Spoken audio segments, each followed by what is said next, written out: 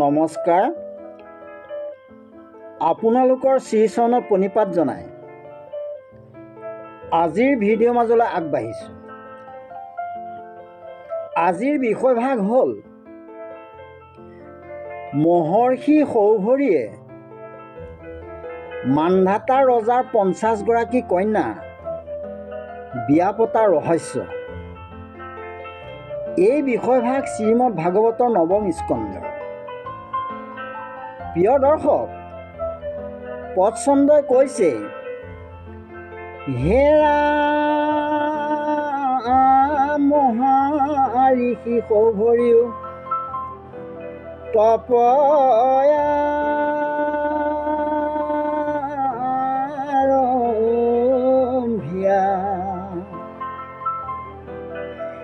যমুনা জলতে আছা হৰিক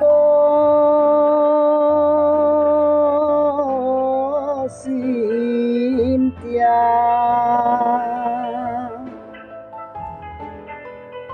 মন ইন্দ্ৰিয় কদমি লন্ত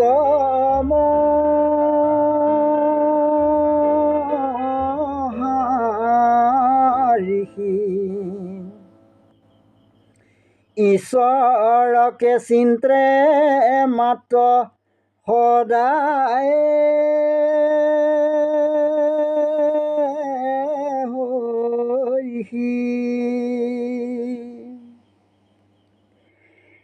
নিৰ্জন থানে জল মধ্যতে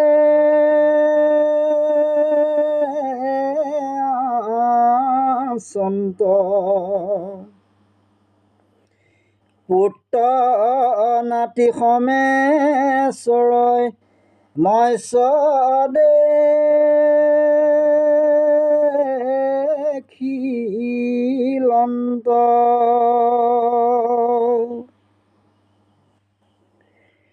মহামৎস্য ৰাজা তাক সবে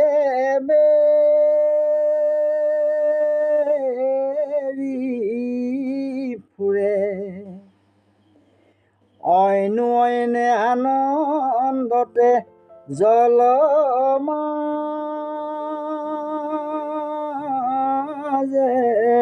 চৰে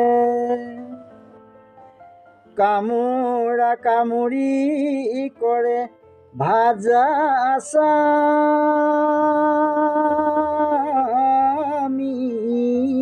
সংগে তাক দেখি ঋষি ৰাজে চাহিল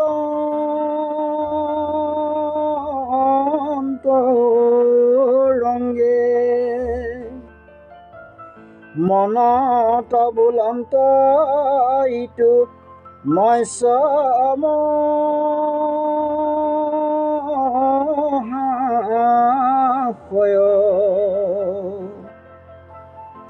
ভাৰ্যা পুত্ৰ সমে ৰংগে জলত ভ্ৰময় গৃহ বাস সুখ বৰ জানিলো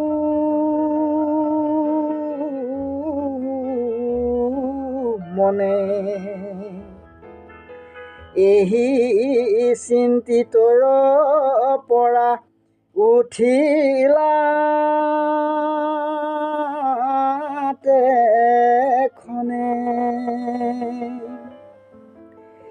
মান্ধাতাৰ গৃহে মহাঋষিয়ে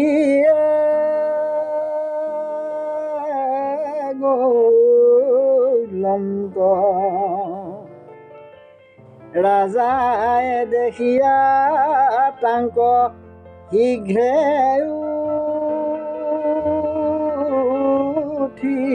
উঠিলন্ত মহৰ্ষি সৌভৰীয়ে যমুনাৰ জলৰ মাজত থাকি হৰিক একান্ত মনে ধ্যান কৰিছে। মন ইন্দ্ৰিয়বৰ্গক দমন কৰি সদায় ঈশ্বৰক ধ্যান কৰিছিল। সেই সময়ত জলৰ মাজত থাকি হৰিক ধ্যান কৰি থাকোঁতে দেখা পাইছিল যমুনাৰ পানীৰ মাজত থকা অসংখ্য মাছে পৰিয়ালৰ সৈতে আনন্দ মনে সাঁতুৰি ফুৰিছে। সেই মাছৰ মতা মাইকী নানাভাৱে কামোৰা কামুৰি কৰি আনন্দ কৰিছিল। পোৱালীবোৰে আনন্দত সাঁতুৰি সাঁতুৰি সৰু ভৰিৰ চাৰিওফালে ঘূৰি ফুৰিছিল। ডাঙৰ ডাঙৰ মাছবোৰে নিজৰ নিজৰ পৰিয়ালৰ সৈতে জলৰ মাজত আনন্দ কৰি থকাত সৰু ভৰি মনত গৃহ বা বৰ সুখ বুলি ভাবিছিল। তেওঁ যমুনা জলৰ মাজৰ পৰা পাৰলৈ উঠি আহি মান্ধাতা ৰজাৰ ওচৰলৈ গৈছিল, কাৰণ মান্ধাতাৰ 50 গৰাকী কন্যা সন্তান আছে। প্ৰিয় দৰ্শক, ৰজা মান্ধাতাই মহৰ্ষি সৰুভৰিক দেখি পাদ্য অৰ্ঘ্য আদিৰে ঋষিৰ চৰণ বন্দনা কৰি বহাৰ আসন দিছিল। তেওঁ ঋষিক, মই তোমাৰ কি উপকাৰ কৰিব লাগে কোৱা বুলি ঋষিৰ চৰণত দণ্ডতে পৰি প্ৰণাম কৰিছিল। সৌভৰিয়ে তেতিয়া ৰজাক কৈছিল, হে মহাৰাজ, তুমি মোলৈ তোমাৰ কন্যা এগৰাকীক বিয়া দিয়া। ঋষিৰ কথা শুনি মান্ধাতা ৰজাই বৰকৈ চিন্তা কৰিছিল। সৌভৰি ঋষিৰ হাড় ছালৰ বাহিৰে শৰীৰত মাংস বোলা একোৱেই নাই। দাড়ি চুলি পকা, দেখাত পিশাচ যেন লাগে। হাত ভৰিবোৰ কঁপি থাকে। হাত ভৰিৰ নখবোৰ বাঢ়ি বাঢ়ি কেঁকুৰা ভাঁজ লাগিছে। গোফৰ বাবে মুখ দেখা নাযায়। দাড়ি বাঢ়ি গৈ নাভিত পৰিছে। কথা ক'লে দাড়িবোৰ লৰচৰ কৰে। এনে বুঢ়া এজনলৈ কোনে কন্যা সন্তান দান কৰিব? এইদৰে চিন্তা কৰি ৰজাই ঋষিক কৈছিল, হে মহৰ্ষি, মোৰ কন্যাকেইজনীয়ে নিজৰ পতি নিৰ্বাচন কৰিব। মই স্বয়ম্বৰ সভা পাতি বিয়া দিম। তুমি মোৰ কন্যাসকল থকা ভ্ৰমণলৈ যোৱাগৈ। তেওঁলোকৰ ভিতৰত যিজনীয়ে তোমাক স্বামী বৰণ কৰিব সেইজনীকেই তোমাক প্ৰদান কৰিম। তেওঁলোকৰ স্বয়ম্বৰৰ বাবে মোৰ অধিকাৰ নাই।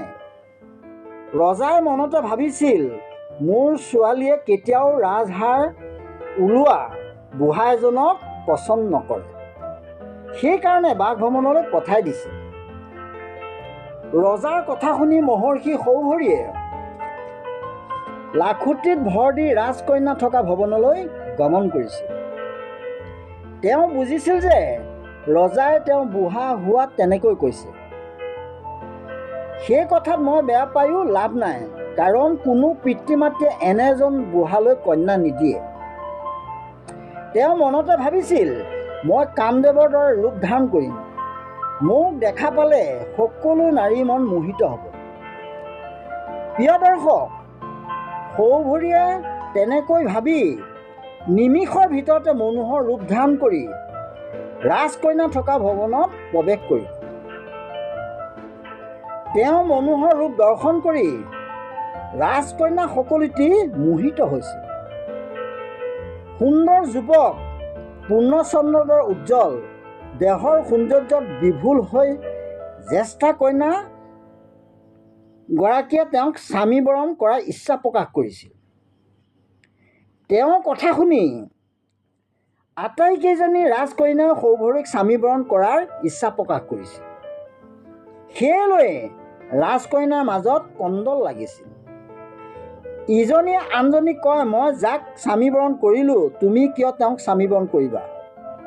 কিন্তু কোনোৱে কাৰো কথা নুশুনি প্ৰত্যেকজনীয়ে সৌভৰিক স্বামী বৰণ কৰিছিল।